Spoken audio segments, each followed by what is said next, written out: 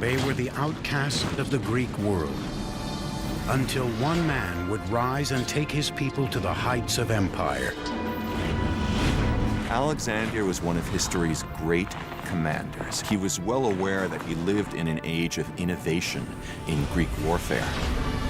Alexander the Great employed the latest technology to conquer civilizations, transforming the lands from Egypt to India into a new Greek world. Greeks have conquered the known world, so they're exporting their way of life because they think it's the best way of life. It's the best way that any human can live.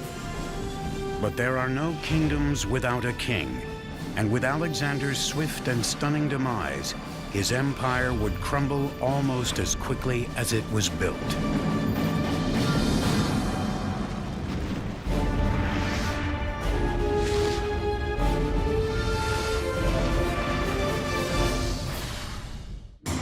(404 BC), a long and bloody 27-year war has come to an end.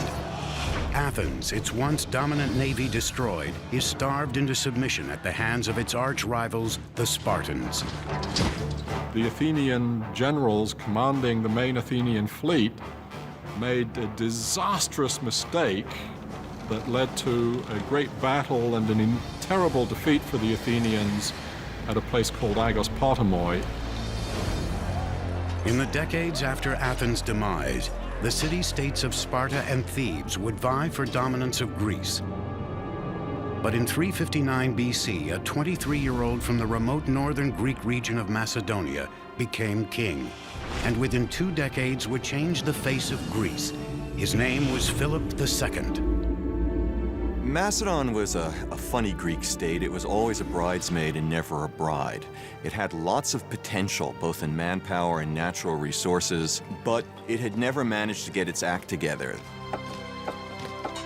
The Greeks of the city-states considered the tribal Macedonians barely civilized. Yet within 20 years, Philip had unified and transformed them into the most respected and feared military machine Greece had ever seen.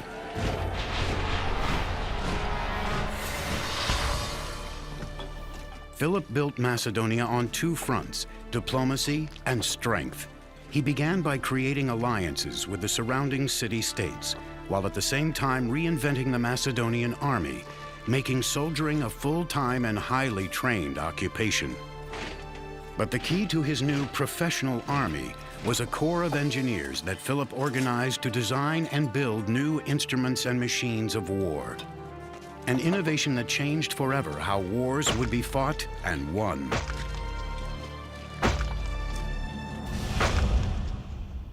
The Macedonians were not considered real Greeks by the Hellenic city-states. They came from a tribe called the Macedoni, and they'd been fighting barbarians for so long that they were considered barbarians themselves. However, Philip II was no barbarian. Or if he was the most brilliant barbarian the world had ever seen.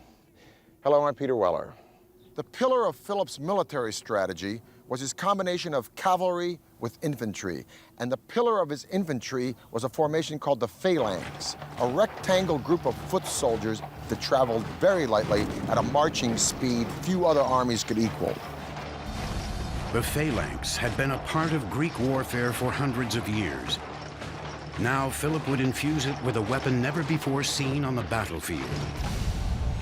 The innovation that Philip did was changing the shape of the phalanx and introducing this long weapon called the sarissa. So the phalanx became like a huge tank. The sarissa was a nearly 18-foot-long spear that could devastate an enemy before its soldiers could use their swords or shorter spears in a counterattack. Basically, you plant the head of your pike against the guy and push him back. And the effect is a little bit like, you know, when a kid tries to attack him and you put your hand on the kid's forehead and his little fists are swinging like this, but they can't reach you. That's what the pike enables Philip's infantry to do. Well-drilled, well-disciplined, and well-equipped soldiers gave the Macedonian phalanx the upper hand against traditional battle tactics. But it would be engineering technology that would ultimately make Philip's armies invincible. For much of their military history, the Greeks were not particularly good at siegecraft. Beginning around 400 BC or shortly afterwards, the Greeks begin to take a quantum leap. The bow and arrow had been an instrument of warfare for thousands of years, but the bow's power was limited to an individual and the strength of his arm. One of the ancient Greeks' first innovations in military engineering was in designing a bow that harnessed more power from the entire human body than from the arms alone. The earliest weapons of siegecraft that the Greeks developed are essentially crossbows, and they're called belly shooters, gastrophetes. You had a much bigger thing that had a kind of U-shaped element at the end that you pressed against your abdomen, and then you drew back the bow with both hands, pressing it with your torso at the same time, so you could create a much greater force of tension. The gastrophetes was a deadly improvement over the bow and arrow, but to truly overcome the armies of the world, Philip needed more power. In order to do even more damage, they need to come up with yet another generation of weapons. They need to invent what we might call the torsion catapult. The torsion catapult basically creates springs by twisting sinews, or in some cases horsehair, or in emergencies even human hair. You create thick ropes of them and then twist them together. Greek engineers designed a device that acted as a belly shooter mounted on a platform. They called it the oxybeles, or bolt shooter. Instead of using the body for power, the torsion created by the oxybeles came from twisting ropes to an explosive level of tension. There's an enormous stored force because the sinews want to spring back and release that tension, but they're held. And inserted into this spring is a bar, and you then pull that bar back, increasing the already great tension, and then when the bars are released, they spring back with enormous force and rapidity compared to the old bow flexion system. Distance no longer protected enemy soldiers from a sudden and bloody death. When fired, the oxybeles could pierce the shields and armor of an enemy nearly a quarter of a mile away, giving birth to a term that we still use today, catapult. The neat thing about the word catapult is that it means skin penetrator. You can see our word pelt, like an animal skin, in the Greek catapult, goes through the skin. With his weapons of war, Philip was unstoppable against the other Greek city-states.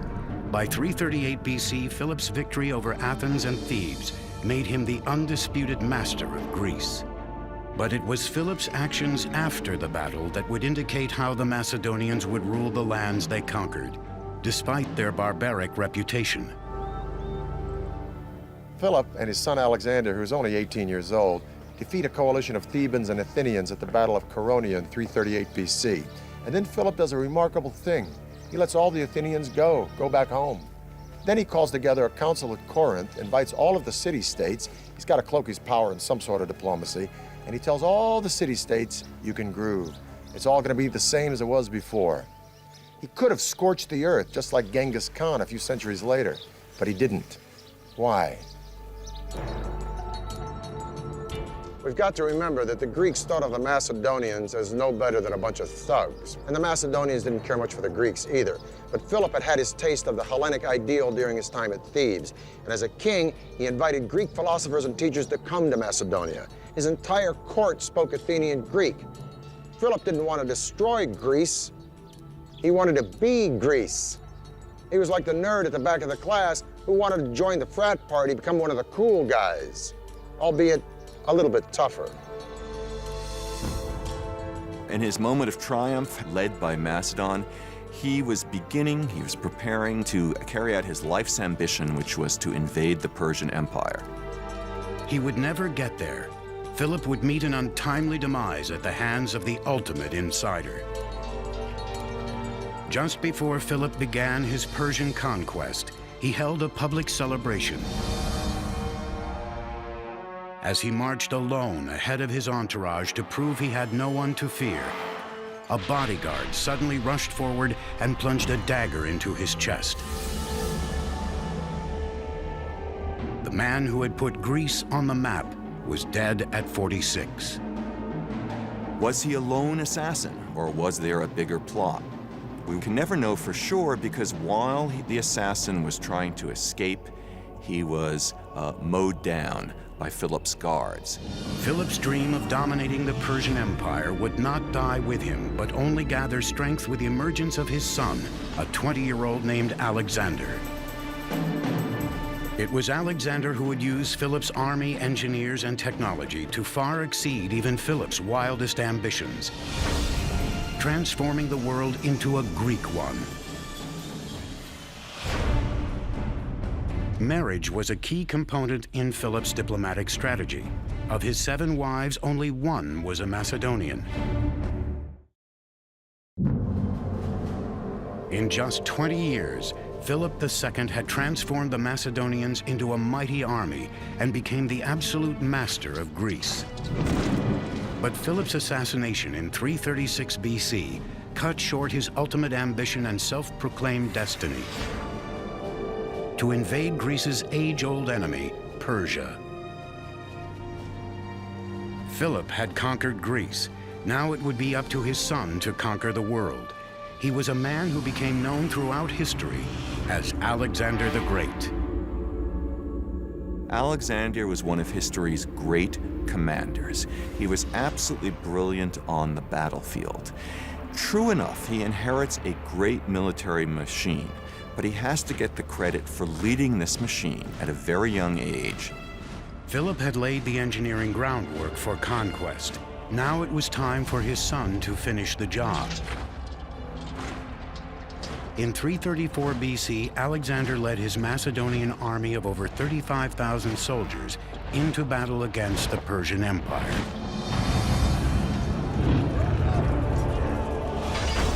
Persia was a massive superpower, dominating the lands of the Middle East and Asia Minor.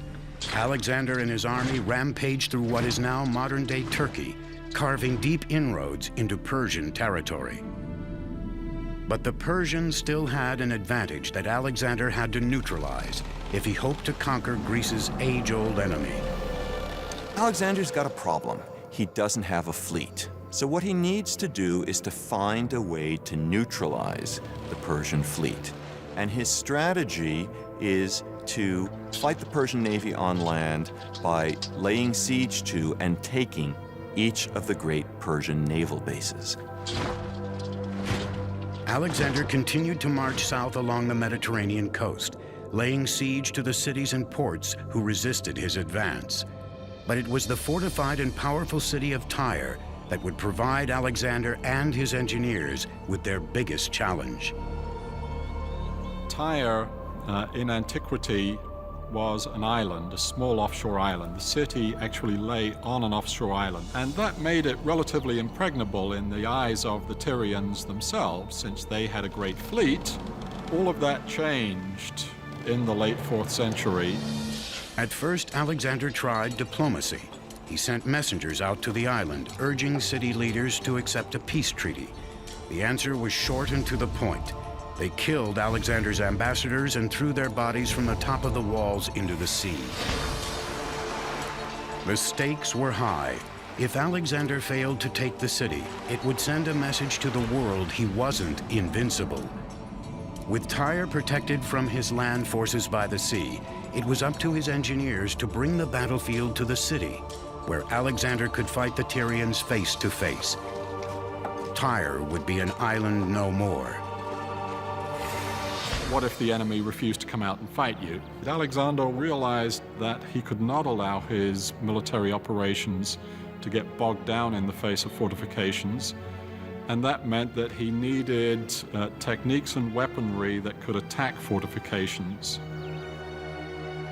With mammoth walls and a fortified harbor and very little land around the walls, the city of Tyre was long thought to be impregnable. Thus, Alexander resolved to a very, very ambitious approach. He knew he couldn't take the city unless he did damage to the walls.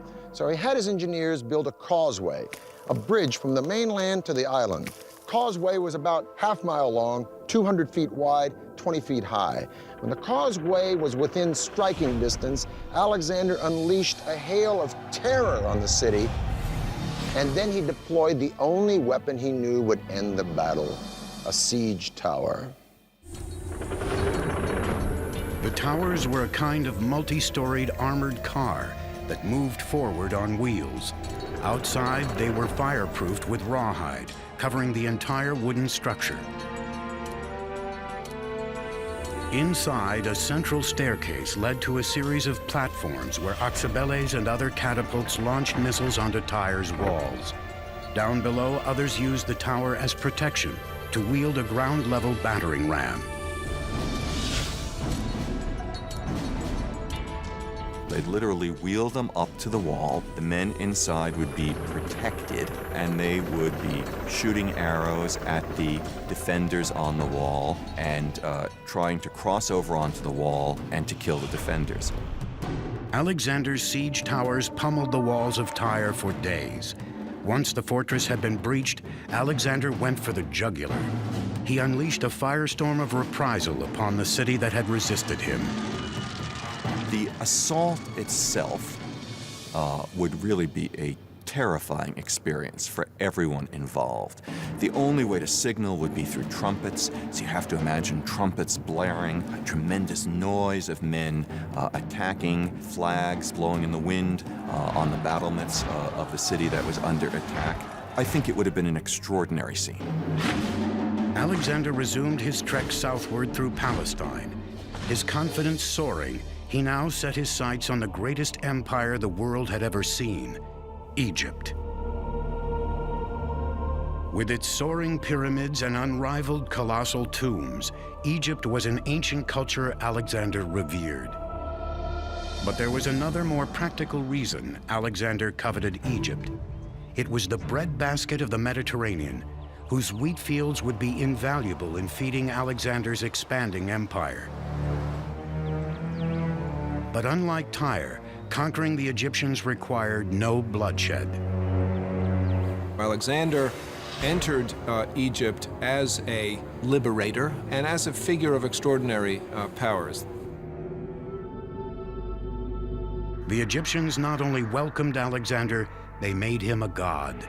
In 331 BC, they crowned Alexander pharaoh, proclaiming him a son of Ammon, their most important deity.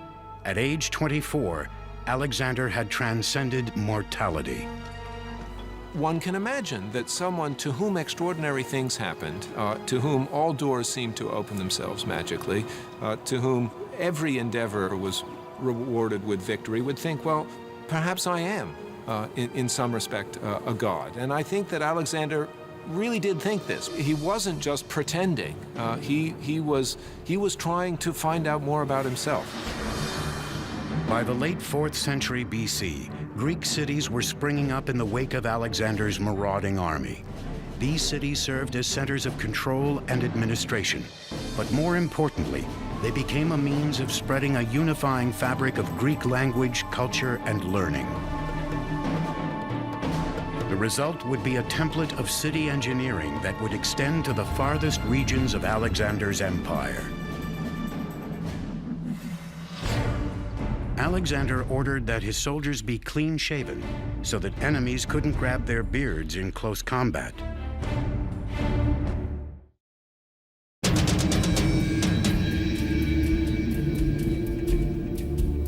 By 325 BC, Alexander had extended his borders almost 3,000 miles from Greece in the west to modern-day India in the east.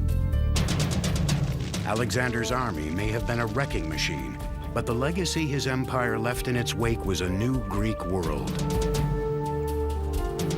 Alexander's strategy for ruling conquered nations included both accommodation and assimilation. He often left soldiers behind to marry local women and act as officials in his growing empire. Towns that were formerly Persian, Egyptian, or Indian were transformed into Greek cities. It was an invasion of ideals that formed a hybrid culture that became known as Hellenism. So definitely there are striking parallels with what's going on today. in our today era of globalization. Today we have a common language, which is English, is the language of trade. After Alexander the Great, you have people who have adopted the Greek customs and the Greek language. Hellenism was built on city life, and nowhere did this expansion of Greek domination show up more so than in city planning. Whether they were beginning a new city or reshaping an old one, as the empire grew, Alexander's engineers laid it out on a grid plan that the Greeks had used since the 5th century BC. The grid plan, which was used in these cities, was a symbol of order. Any government that could replace the traditional winding alleyways of a city with a rectilineal grid plan of streets at right angles was a government to be feared, a government to take notice of. Alexander's campaigns in Asia Minor would create a new world order. Today we call it Hellenism. If you lived in a city conquered by Alexander, you lived in a Greek city. This is an example of such a city. It's called Pergamum. 2,000 years ago, Pergamum would have had all the elements of a Greek city: agora, temples, gymnasium, theater. Pergamum would eventually rival Athens as a cultural center. As a matter of fact, the sculptural style pulled out of Pergamum would galvanize Michelangelo and change the face of the visual arts forever. Pergamum was built on a series of slopes. It was engineered like this. It was dramatic, it was theatrical, and it was meant to be. Today, the remains of Pergamum stand high above in modern-day Turkey, a spectacular monument to Greek urban engineering. The city seems to be clinging on this steep hill. It seems that the architects who built this city sort of took into account the topography in many ways, symbolically to start with, meaning that higher up were the palaces and temples. The city rises about 1,000 feet above sea level, which necessitated a series of complex and extensive terraces. In Hellenistic times, Athens was no longer the power center that it was before. There was a shift toward other cities of importance. In that vacuum, Pergamum rose to power. In some ways, it's an echo of the Acropolis of Athens, where the temples stand on a hill, a natural rock over the city. And no expense is spared in building splendid temples and splendid public buildings in Pergamum. And so Greek city planning begins earlier than Alexander, but it's taken to perfection in the Hellenistic period. And wherever you go, each of them has a recognizable institution. Each of them will have a Greek theater. Each of them will have Greek temples. Each of them will have a gymnasium. Each of them will have a agora, a marketplace come forum. The focal point of a Greek city could be found in its public marketplace, called the agora. Here, merchants would peddle their daily wares, and citizens would congregate to discuss the political issues of the day. Adjacent to the agora was the stoa, a simple structure that was the equivalent of an ancient indoor mall. The stoa consisted of a colonnade on one side with a back wall on the other, a shelter providing an open space that was still protected from the elements. The agora and the stoas were the economic, public, and political heart of the Hellenistic city, but its cultural soul lay in another engineering marvel, and was arguably the most important in Hellenistic cities: the theater. The theater is basically an Athenian invention. Drama is, above all, democratic. It develops in Athens concomitantly with the Athenian democracy. Theater was an essential and very important aspect of the Greek outlook to the world, how they thought of themselves and how they thought of the world. And I think to many people's opinion, is one of the great legacies that the ancient Greek civilization has bestowed upon us today. Theaters in ancient Greece were not only forums of social commentary, they inspired the Romans in their building of colosseums and set the standard of stadium design for the next 2,000 years. Separate your men by tribe, by clan, such that clan may bear aid to clan and tribe to tribe. Thus spake Nestor to Agamemnon in the Iliad. And those words might have been said here, because one of the great gifts of Greek culture to the world is theater and music. This is a Greek theater at Pergamum. It is the steepest of its kind. Now, a Broadway theater, and I've played in a few, holds between 800 or 900 people and maybe 2,000 if it's a musical house. This theater holds thousands and thousands and thousands of spectators. So how in the heck can an actor stand on that stage and project his voice such as that the spectator in the very last row at the back of this theater can hear what he's saying? Well, the answer is sort of an engineering feat. The theater, first of all, is dug out of the side of a mountain, and it doesn't need a very big substructure because the side of the mountain provides the support for these stone benches. Second of all, the theater is in a semicircle, and the semicircle gives way to an amazing sense of acoustics. You can stand on that stage and you can almost whisper, and someone in the very back row would hear you as if you were speaking right into his ear because the sound would bounce off the back wall. Third thing is that the actors wore masks. And these masks not only function as character, but they also function as sort of a megaphone through the lips. So these three elements combined, this theater would be a fantastic place to come and hear the Agamemnon performed by Aeschylus. I think undoubtedly the best preserved ancient Greek theater, the theater at Epidauros in the Argolid Peninsula in the Peloponnesus. Greek theaters were divided into three basic parts: the theatron, or viewing area in which the audience sat; the orchestra, or dancing area in which most of the action took place; and the skene, a timber building set behind the orchestra. The skene and its flat roof were used for dressing rooms, as a backdrop, and sometimes for staging scenes. The theater at Epidauros has 55 rows of seats and is divided into 3 horizontal seating sections. Stairs divide the sections of seats into separate wedges. In all, this giant theater has an estimated seating capacity of 12,000 to 14,000 people. But it's the acoustical engineering that makes the theater at Epidauros clearly spectacular. If you're sitting up in the top row, you're a long way away from the stage, and the person who's down in the orchestra or on the stage looks quite tiny, and yet you can have a conversation with that person with only a slight elevation of your voice.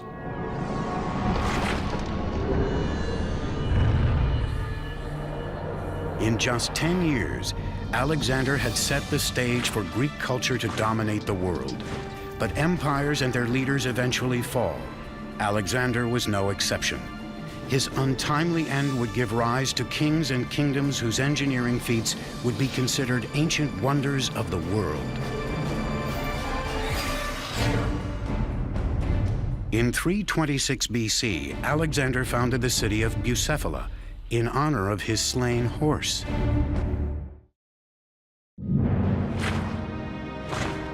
By 323 BC, Alexander had forged an empire that spread from Greece in the west down through Egypt and to India in the east. His conquests hinged on his army's use of advanced technology, but they also depended on Alexander's legendary ability to command the loyalty of thousands of men. But after 13 years and thousands of miles of constant warfare, that loyalty was stretched to the breaking point. His troops, their loyalty finally was used up. They rebelled against him, they refused to go further, and he had to turn around. While returning from India, Alexander was preparing to consolidate his empire when he was struck by a mysterious illness. No one knows exactly what it was that killed him, whether it was an infection, whether it was the result of a very hard life as a soldier in which he was wounded in battle, these extraordinary travels in which he, according to legend, subjected himself to the same hardships as his soldiers. One of the stories is that he essentially drank himself to death. There was always intrigue at the Macedonian court. Alexander's father had been assassinated. Is it possible that he was poisoned in some way? Those are questions we can't answer. On June 10, 323 BC, just 1 month shy of 33 years old, the most powerful man on Earth, was dead. Now, the stunning rise of his sudden empire would be matched by its spectacular and bloody fragmentation. A power struggle between the regional commanders quickly ensued to fill the void left by Alexander's death. These generals and their heirs carved out vibrant Hellenistic kingdoms and for generations fought a continual battle for dominance. The land of Egypt would fall to Alexander's general Ptolemy, who had been left to oversee the wealthy territory on the Nile.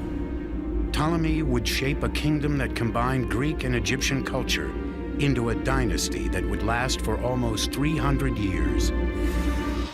Ptolemy I was a man who had made a career as a military commander and advisor under Alexander. What he therefore wanted was as rich and secure a portion of that empire as he could get. Egypt was the crown jewel of the Mediterranean. Its surplus of grain meant that a windfall awaited Ptolemy as ruler of the breadbasket of the ancient world. Ptolemy's plan was to ensure his legitimacy both as Egypt's king and also true heir to Alexander. Macedonian tradition held that the one who buried the body of the king secured his rights to the throne.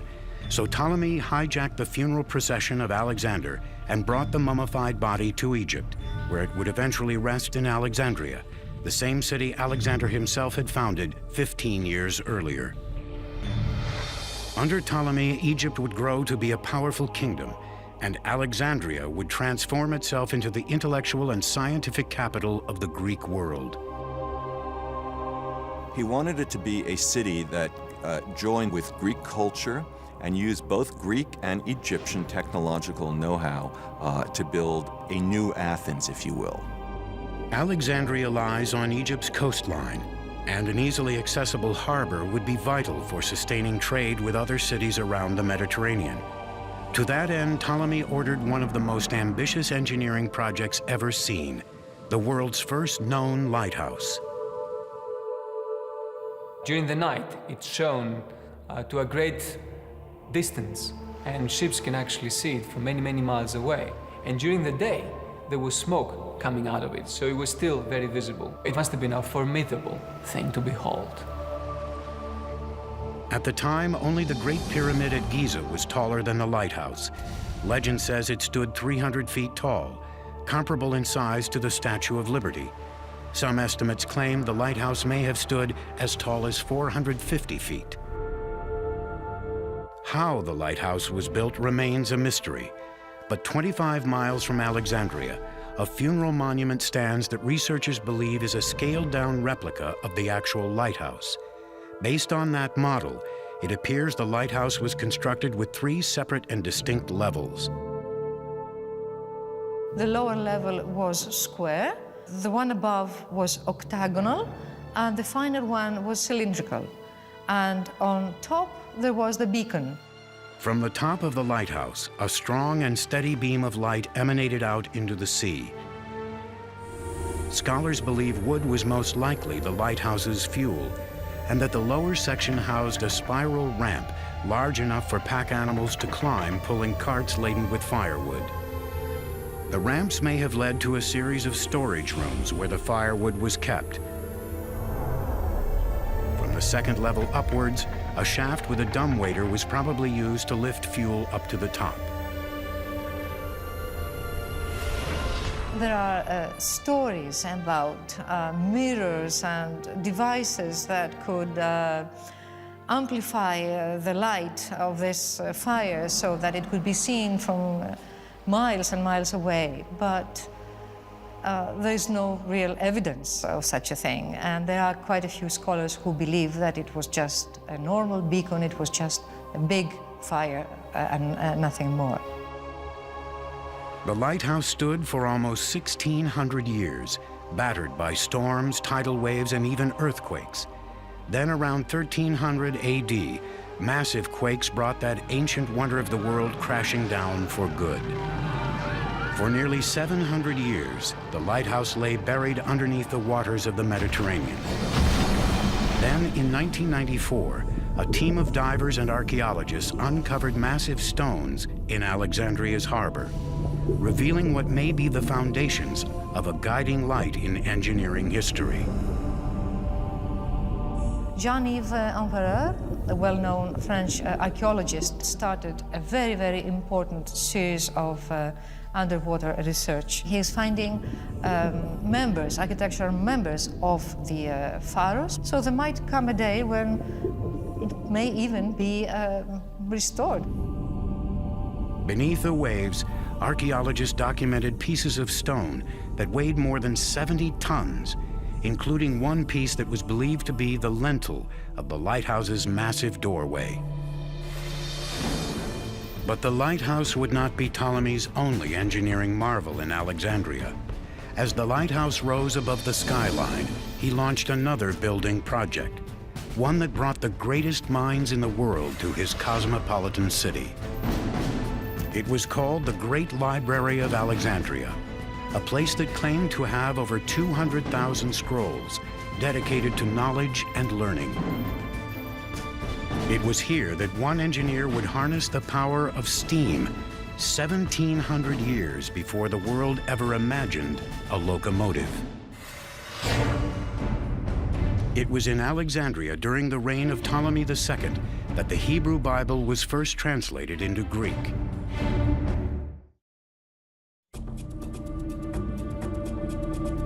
After the death of Alexander and breakup of his empire, one of his generals who had formerly lived his life conquering civilizations now wanted to create one. Ptolemy's infusion of Greek culture into Egypt's wealth and prestige would lay the foundations for a new kind of city, one that would become the greatest and most cosmopolitan in the ancient world, Alexandria. It's the city of the world.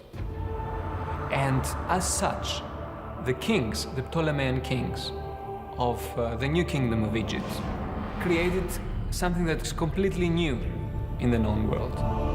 It would be the towering fires of Alexandria's lighthouse that guided ships into the harbor. But it was another vision of Ptolemy's that became a beacon for the greatest minds in the world, Alexandria's museum and library. But that does not mean it was for exhibiting something.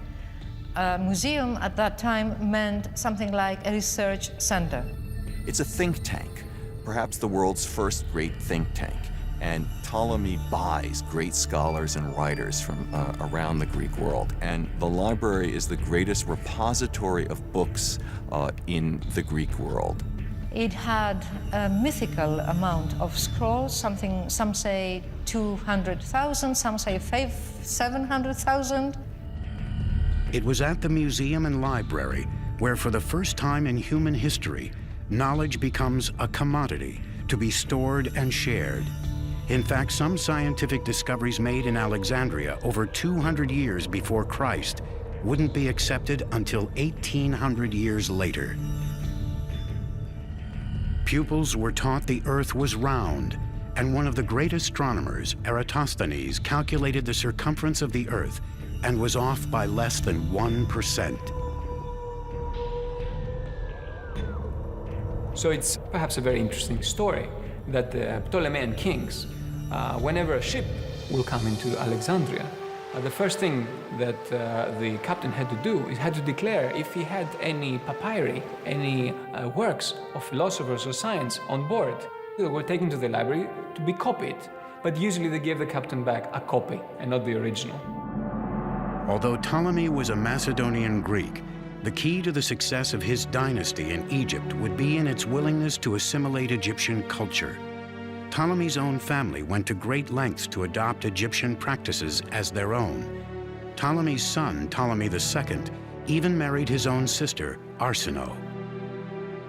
There had been a tradition in the Egyptian pharaonic families of brother-sister marriage and there was a sense that a figure like that couldn't just marry any old ordinary mortal, and that eventually only a sister who sort of shared his divine origins was an appropriate companion and spouse. The The Ptolemies may have used Egyptian traditions to elevate themselves to the status of gods, but in the end, like all pharaohs before them, these kings were still mortal. Ptolemy wouldn't live to see all of his dreams of Alexandria fully realized. He died in 283 BC of natural causes, before the library and even the lighthouse were finally completed. Alexandria continued to flourish as a mecca for knowledge under its Ptolemaic rulers and produced many of the age's foremost thinkers. And it would be just after the end of their nearly 300-year reign in the 1st century AD that Alexandria would produce one of the most famous Greek engineers in history. His name was Hero, and his famous designs place him among the ancient world's greatest mechanical engineers. All his books are extremely detailed, very well describing all engineering procedures. But Hero himself also was good in the sense that he has an inclination in favor of arts. We must remember that in ancient Greek, the word art was meaning also technology. Hero's engineering designs had many practical uses, including ideas for fire extinguishers, odometers, and even automatic doors. But it was Hero's experiments with steam technology that would ignite his imagination. The first working steam engine was built in England around 1700 AD. Over 1600 years earlier, Hero built the forerunner of the steam engine, called an eolipile. It was a metal sphere put up in such a way so that it could rotate freely and had 2 tubes applied. When filled with water and heated from below, steam developed and started to turn to put the sphere into motion, thereby turning air into something very useful, something that you could control. We maintain that under other historical circumstances, this industrial revolution could possibly have taken place in Alexandria after a couple of centuries. The essence was there. The interesting thing about the steam engine of Hero is that the guy discovered steam power. Okay, so the question beckons, how comes they didn't use steam power? How comes they didn't make steam engines like the English did a few centuries later? And the answer to that is that in Egypt, forced labor or slave labor was so cheap. You didn't need machines to do the job. So that's like an interesting idea. You can have a technology and you don't know what to do with it because there's not a real economical need for it. Hero's inventions still intrigue engineers to this day, but there might have been many more innovations from Alexandria we may never know.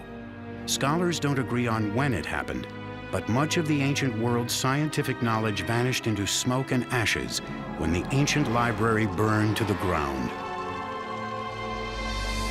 Still, Alexandria and Greek engineering were flames of innovation that lit the ancient world like a star that guides a ship across the sea. The miraculous age of Alexander may have seen empires rise and fall, but what's left in its wake is a legacy still felt in our own world today. To outsmart the raw forces of nature and to turn them into something beneficial. That's the common denominator for all Greek engineering. Alexandria was no doubt the pinnacle of Greek mathematics and engineering, with its fantastic library that sadly went up in flames and the tomb of a man who not only conquered the world, but showered it with Hellenism, the passing of ideas and ideals, the culture and values of Greece. But even as Alexander's empire crumbled, Greece was not to be extinguished. No, it was absorbed by what many believe was the greatest experiment in Hellenism of all, Rome. I'm Peter Weller for the History Channel.